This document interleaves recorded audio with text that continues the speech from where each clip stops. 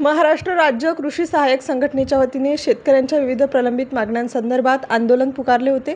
या संधारणाबाबत संघटनेस दिनांक 10 फेब्रुवारी 2025 रोजी बैठकीस बोलावून कृषी सहाय्यकांच्या मागण्यांची सोडवणूक 15 दिवसांमध्ये पूर्ण करण्याचे आश्वस्त केले होते। 2 महिने उलटूनही शेतकऱ्यांच्या कोणत्याही मागण्यांचा आढावा घेण्यात आला नसल्याने महाराष्ट्र राज्य कृषी सहाय्यक संघटनेने कृषी मंत्री माणिकराव कोकाटे यांना पत्रकाद्वारे निवेदन दिले।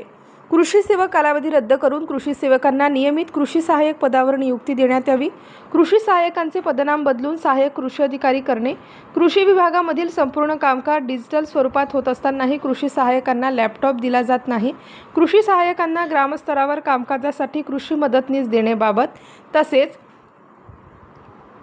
पोकरा आणि MGREGS योजना आस्थापनाच्या विषयावर अनेक मागण्या करण्यात आल्या आहेत। तसेच मागण्या पूर्ण न झाल्यास तीव्र आंदोलनाचा इशारा महाराष्ट्र राज्य कृषी सहाय्यक संघटनेच्या वतीने देण्यात आला आहे। नमस्कार, मी राजेश्री पाटील, सचिव कृषी सहाय्यक संघटना नाशिक तालुका। तर आमचं 5 मे पासून हे आंदोलन आम्ही सुरू केलेलं आहे।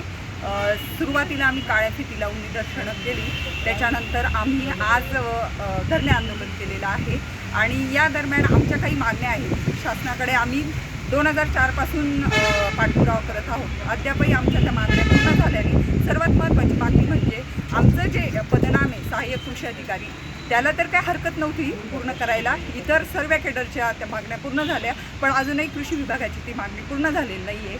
तरी पण शासनाला आमचं ह्या धरणे आंदोलनामार्फत एकच मागणी आहे की आमचं हे पदनाम लवकरात लवकर बदलून मिळावं आणि तसंच कृषी सेवक जे हे पद आहे हे सरळ पूर्ण वेतन याच्याने किंवा पूर्ण कालावधीने पूर्ण हे व्हावं, त्याला 3 वर्षाचं कोणतंही सेवक कालावधी नसावा।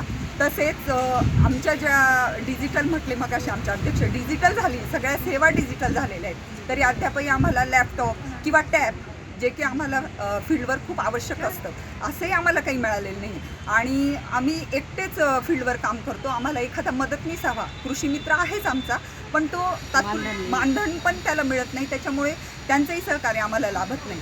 अशा बऱ्याचशा आमच्या मागण्या आहेत, पण तत्पुरी ह्या निदान मुख्य मागण्या ह्या तरी शासनाने आमच्या पूर्ण कराव्या अशी आम्ही मागणी करत आहोत आणि लवकरच या धरणे आंदोलनामार्फत आमचा निरोप शासनापर्यंत पोहोचेल अशी अपेक्षा करतो आणि आमचं आंदोलन हे यशस्वी होईल ही अपेक्षा ठेवतो। महाराष्ट्र राज्य कृषी सहाय्यक संघटनेमार्फत आम्ही आंदोलन उभं केले। आम्ही कृषी सेवकांच्या 2004 पासून विविध मागण्या आहेत।